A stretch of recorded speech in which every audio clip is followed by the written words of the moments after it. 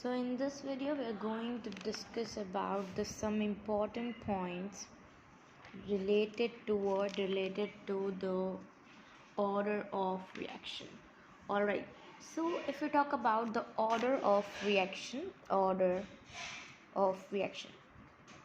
was what? That was the value of the x and y, which was the experimental value. We can find that value from by the experiment, not by the stoichiometry coefficient. So the stoichiometry coefficient have nothing to do with the order of reaction that you guys all know. Alright, so we can find the order of reaction by what? By the experiment. Alright, but if we want to find the molecularity, that we can find by looking at the equation that we have discussed all the things in the previous video. I'm just giving you the overview. Alright, for example, I'm having an equation. Alright, so if I talk about the rate of reaction, that will be equal to what? That, as you guys all know, rate of reaction is directly proportional to the concentration of the reactant. So reactant, we are having this, so we can write it as K constant, which is the rate law constant, and the reaction of concentration of the reactant. Alright, so this is the rate law expression. Alright, second point, we are having that in rate law, concentration terms of product may be present. Like as you guys all know, in the previous video we've discussed about that there will be the, if we talk about the rate law, so that is only the directly proportional to the concentration of the reactant. So here you can see that we have only written the reactant concentration, because rate of reaction is directly proportional to the reactant concentration. But in very rare the thing is there. For example, I'm having the equation that is this, and it is getting, alright, for example, this is the ozone. Alright, if I'm writing the rate of reaction of this, so that will be equal to what? That will be K is equal to, that will be equal to this. Alright, so here one thing can be occurred, like that is very rare that product will be involved in the rate of reaction.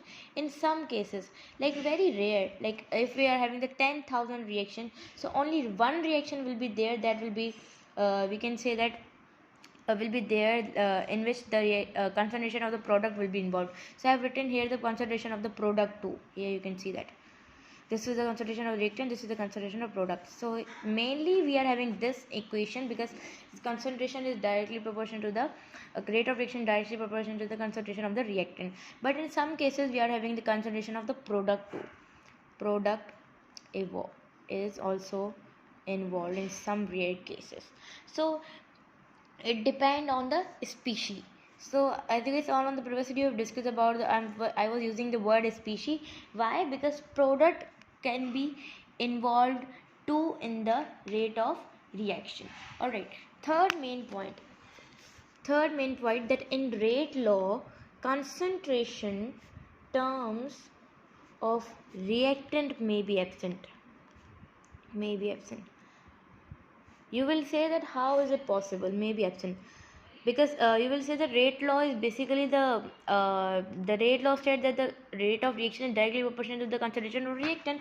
You have also written here reactant, but in some rare cases the reactant may be absent. For example, I'm having the equation that is this. Alright, and if someone said me that write the rate law expression, so I'll be writing rate of reaction is equal to the K constant, and the concentration of, I'll be writing the product. So you can see that here I have written the concentration of the product. So what does it mean? It means that concentration of the reactant is missing. So in some cases there should be the rare cases that in some cases like the concentration of the reactant may be absent. Alright, so this was the main point. Fourth point, that in rate law the concentration of the catalyst may be present. For example, I'm having the equation that is 2SO2 this O2, and here we are having the catalyst. And if someone asks me to write the rate law, so I'll be writing a rate of reaction is equal to the K constant and O I have written the concentration of the reactant as well as the catalyst. So here you can see that here in this concentration the catalyst is also involved in this reaction. So in some cases of the rate law, the catalyst may be present. So this was just some important points related to the order of reaction as well as the rate law.